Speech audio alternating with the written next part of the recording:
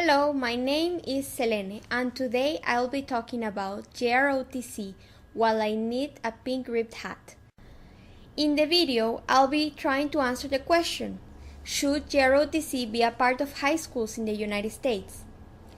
Full disclosure, I work as an intern for a network of organizations that are against the militarization of young people, and I don't live in the US.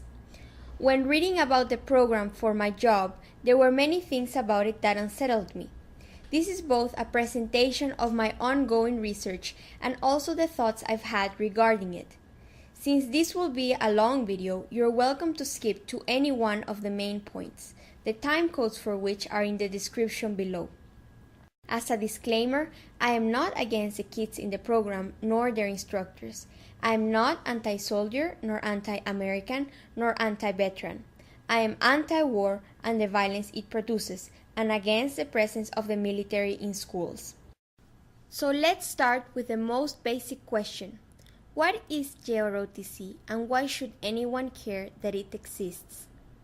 JROTC, which stands for Junior Reserve Officers Training Course, is a high school program partially funded by the military. According to figures found in the most recent budget reports available, in 2016, the Air Force and the Navy JROTC programs were present in 1,503 high schools, the Air Force alone reporting an enrollment rate of 131,407 students in the 2017-2018 school year. Unfortunately, at the time that I looked at these figures, the most recent budget reports from the Army JROTC weren't available, but last year's had this to say about the program. JROTC remains one of the most successful Army programs. Another source stating that Army JROTC is present in over 1,700 secondary educational programs and reaches more than 310,000 high school students. The total estimated budget for 2017 for the personnel component of JROTC programs of all branches of the military is around $69,902,000. This only includes officer salary, the cost of uniforms for the kids participating in the program, or cadets, and funding JROTC summer camps. Additional costs may make these figures higher, like textbooks or the use of installation. JROTC is described by the same Army document that I quoted before as being a program that fosters good citizenship, patriotism, and leadership skills for this valuable potential pool of military applicants. It's been used historically as a recruiting tool, or at the very least, as the document says, as a tool to enhance a positive presence for the military in the community. There is a lot that can be said about JROTC, like, for instance, what is the intersection of race and economic income in the program's enrollment? In what ways, if any, does it help the children enrolled? I'll try to find an answer to these questions in this and future videos. The question as to whether or not JROTC provides positive benefits for kids in the program has been the subject of several studies across the years. It seems as though the majority of these studies, some of which I'll link to in the description, point to JROTC cadets having a lower national average in school and standardized test scores than their peers. Some studies point instead to an increased GPA the longer that the cadet stays in the program. A 2009 longitudinal study compares these kids to non-JROTC kids in similar socioeconomic conditions and points to lower test scores and college enrollment rates, higher military enlistment rates, higher disciplinary problems, and lower attendance rates. Another study, this time done in 2016, agrees with these figures except in the case of attendance, which it suggests is higher than average, and dropout rates, which are lower. This same report, however, points to higher levels of service and citizenship outcomes associated with service recognition, community service, importance of helping others, voting behavior, participation in citizenship activities, and being patriotic, while having lower levels of participation in school service and student government activities. It concludes by saying, the number of years of JROTC participation within the JROTC group itself has a positive effect among JROTC participants with respect to educational and socioeconomic outcomes. The 2009 study reports that the program improves self-esteem scores for females. The point of this video is not to say that JROTC does not have any positive effects on the kids whatsoever. On the contrary, it seems as though a lot of kids have found it to have a positive influence on their lives, and this is partly supported by statistics and also apparent when reading works by anthropologists and other social scientists. It's not hard either to find ardent messages from cadets and instructors on online forums talking about how much a program has changed them and their friends for the better. No. But there are 3 points of discomfort in my mind regarding the program which I'll do my best to explain. The first one is, what are some social-cultural forces that place kids in the position of needing this program in the first place? Someone could perhaps make the point, why reinvent the wheel when JROTC is already doing something positive for these kids? Which brings me to my second point. We can all acknowledge that JROTC is a military program, both in funding, in form, and in the thought behind it. If we keep in mind a lot of the contentious actions that the US military has taken in the past and in the present, why should the armed forces be teaching children about values, about history, and about politics? It would seem to me that most of what it had to say would be skewed or biased to serve their interests. And then perhaps someone else could make the point. But the military and JROTC are two different things. Which leads me to my third question. Are they? We can look at historical JROTC curriculums and materials and see that, at least in part, this hasn't always been the case. But for me, it's not just about the facts that they teach, but instead the assumptions about the world that the program and its instructors make and impart, and how these assumptions support a worldview where current military actions are seen as justifiable or justified. So let's start with the first question. What are some underlying socio-cultural forces that put kids in the position of needing the benefits of JROTC in the first place? Because, as anthropologist Catherine Lutz puts it, JROTC programs are not randomly distributed around the country's high schools, nor do they appeal to an arbitrary selection of students within the selected schools. Programs are heavily clustered in southern high schools and in schools with a high proportion of minority students. She wrote this in a 1995 booklet titled Making Soldiers in the Public Schools, an analysis of the Army JROTC curriculum. The 2009 longitudinal study quoted above, written by Elda, Pema, and Stephen Mehay, states that the data shows that JROTC enrollees are more likely to be minority males from lower-income families with less educated parents, and are more likely to live in single-parent households. They also attend predominantly urban schools with high minority enrollments located in the South. These attributes suggest that JROTC enrollees are more likely to be at-risk students. In a book that I recommend very much and that I will be citing extensively in this video called Citizen, Student, Soldier, Latino, Latina Youth, JROTC and the American Dream, the author, Gina Perez, conducts ethnographic research of Army JROTC cadets at a high school in Ohio, and she focuses on the working-class Latino and Latina majority that comprises the program. The precarious nature of these kids' environments and situations are, in fact, salient points in the way they talk about themselves, the world, and the JROTC program. Many see the program's powers as redemptive and profoundly transformational, and tell stories of how the program saved their lives. Perez was surprised at how similar the language in this narrative was with the language found in JROTC promotional videos and materials, something which I've also found when reading many kids' comments online. This narrative is also part of the persuasive strategies of both military recruiters and JROTC instructors, who often serve as counselors for these kids where the school counselors fail or are overworked. As Perez points out, what recruiters and others fail to appreciate is the fact that while they exhort young people to have a plan, many students in fact do have one. Indeed, they have many. What they lack are not plans and strategies. Rather, they are woefully under-resourced in implementing those plans. She's very clear when saying that kids are very much aware of the difficulties that the system imposes on them, coming from low-income households, society and family expectations and responsibilities, balancing part-time jobs and schoolwork, making plans for the future, all added to their own dreams and aspirations, which they are often told will fail.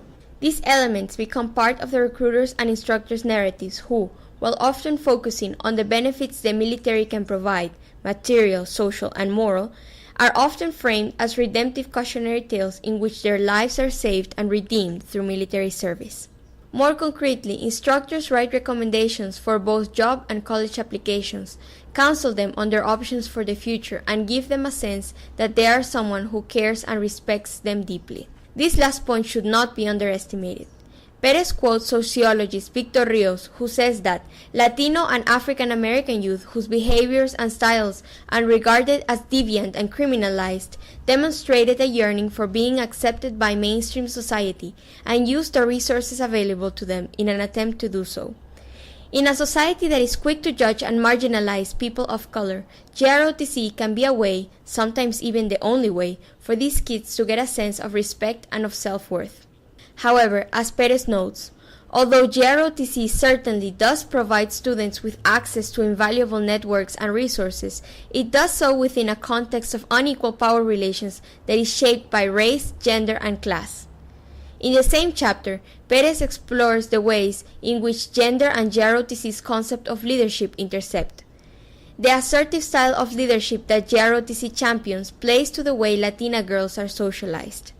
And on the opposite end of this, the same behaviors that the program and society supports in these young women, assertiveness, confidence, loudness, is regarded with suspicion when coming from boys, particularly low-income boys of color.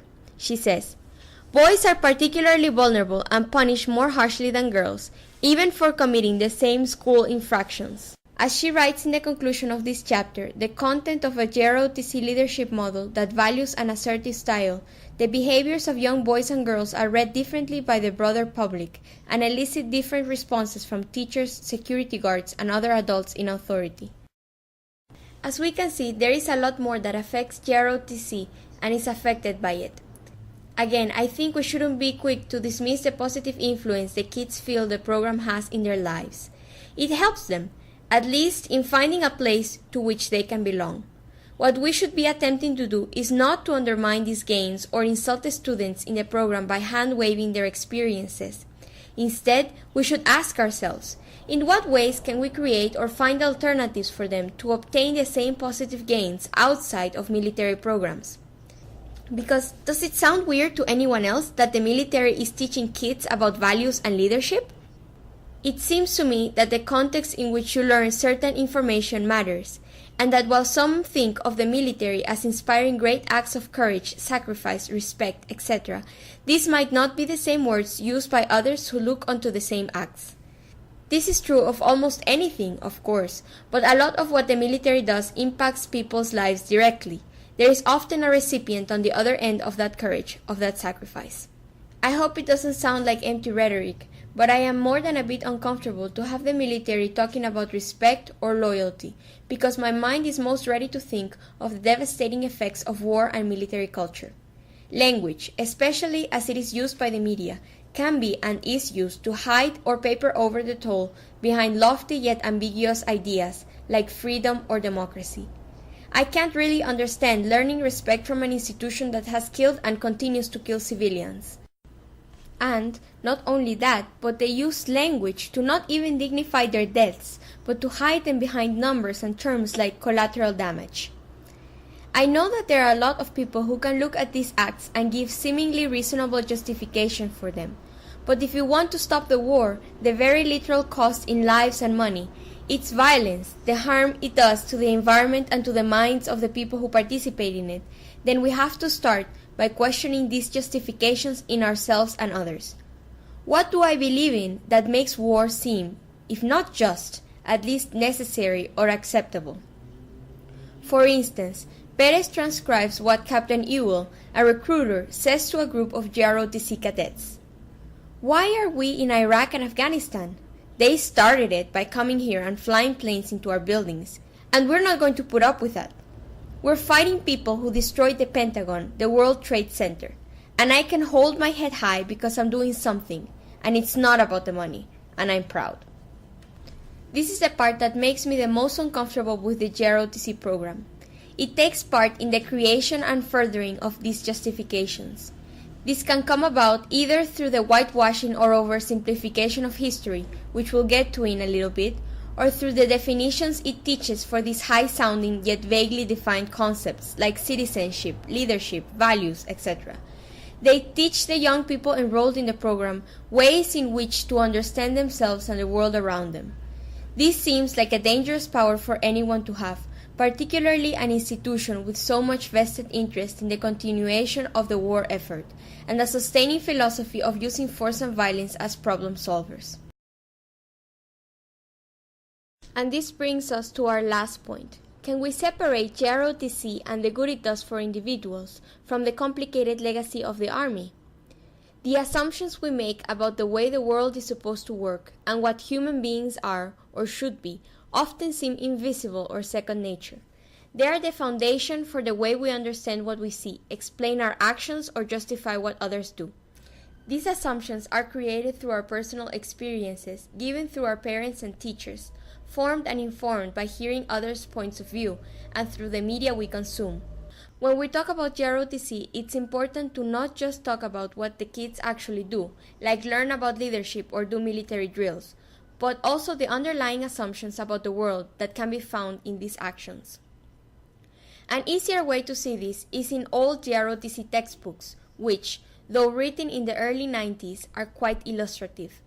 The following quotes are from a Navy textbook. It says, "Our history has shown us that strength has a meaning of its own. Being right is not enough when there are countries that understand only strength. It takes might to preserve right where nations are concerned. The power of our Navy reflects the power of the way of life it must defend, and that includes all nations that join with us in common need.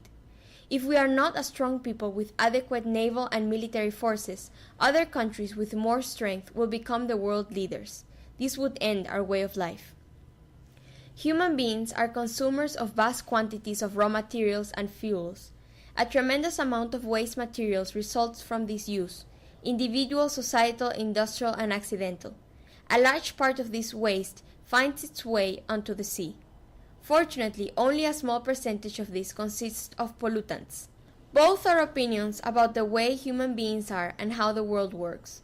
They are political statements because they sustain a narrative in which building a strong military is necessary for the functioning of a nation, and also for the vast amounts of consumption that a group of people can have, the large amount of waste they produce, and any struggle that nations may have for the raw materials which will sustain their consumption. Given a place of authority in high school textbooks, presented as facts instead of points of view, they can become perfect justifications for actions that hurt a lot of people and our planet. These are old textbooks, but if we understand how both of these statements support a lot of military actions and the increase of military strength, then we can understand what power a curriculum sponsored by the military can have. This is not only true for narratives that sustain the war, but, as we previously discussed, it is also powerful for the ways in which students begin to understand themselves and the system that they're a part in. In her analysis of the previously discussed students' narratives, Gina Perez says that they reflect powerful meritocratic notions that sustain American dream and neoliberal ideologies and, even more specifically, students' steadfast commitment to JROTC. Everyone is equally capable of achieving success. Therefore, if you work hard, you will be recognized and rewarded accordingly. However, as she explained in the same chapter, while these narratives can empower students who otherwise can feel left out or unable to achieve their dreams, they also ignore the social aspects of individual lives. I mentioned before that the way girls are socialized helps them succeed inside JROTC's concept of leadership, and that boys are more often punished for the same behaviors that girls have. Within the previous narrative, this can be interpreted as girls are better than boys at paying attention to detail, taking charge, following orders, and completing tasks, while boys are believed to be less willing to take initiative and work hard, and therefore do not take on the same leadership roles as the girls. By ignoring the complex social network of factors that makes this a reality, Gina Perez says it reinvigorates neoliberal visions of femininity and success that rest on ideas of individual choice and capacity, grounded in disciplinary notions of meritocracy. This is problematic because it rests on the Panglossian notion that this is the best of all possible worlds, and that if someone doesn't succeed, it is because they didn't try hard enough. That's not often the case, but believing it is can add to the distress of failure. Although most JROTC students don't enlist in the military after high school, I believe that their minds are enlisted to militaristic thought. Just as we can divest our money and our bodies, I think we can also divest our minds, and start by questioning the assumptions that drive violent conflict to gruesome ends. So, to summarize, you should care about JROTC and what it teaches because it is an army program in thousands of high schools which reaches hundreds of thousands of kids and costs millions of dollars. Although the program does influence young people positively in some respects, perhaps a better use of those funds would be to create or support existing programs that aid young people, especially youth of color, in precarious situations find a community, respect, and viable ways to achieve their future goals. This is important because while JROTC does achieve some of these things, it is undisputably tied to the complicated legacy of the U.S. military and, as has been the case in the past, can be used to further a way of thinking that supports many of the armed conflicts the U.S. is currently engaged in. To find out more about the organizations engaged in the struggle against the militarization of youth, please visit the network that I am an intern in, the National Network Opposing the Militarization of Youth, at nomi.org. This has been a collaboration for Code Pink's Divest from the War Machine campaign, which you can check out at divestfromthewarmachine.org. I hope you enjoyed this video. Please like, comment, and subscribe so that you can see upcoming videos where I plan to talk about more topics like this while I need other things.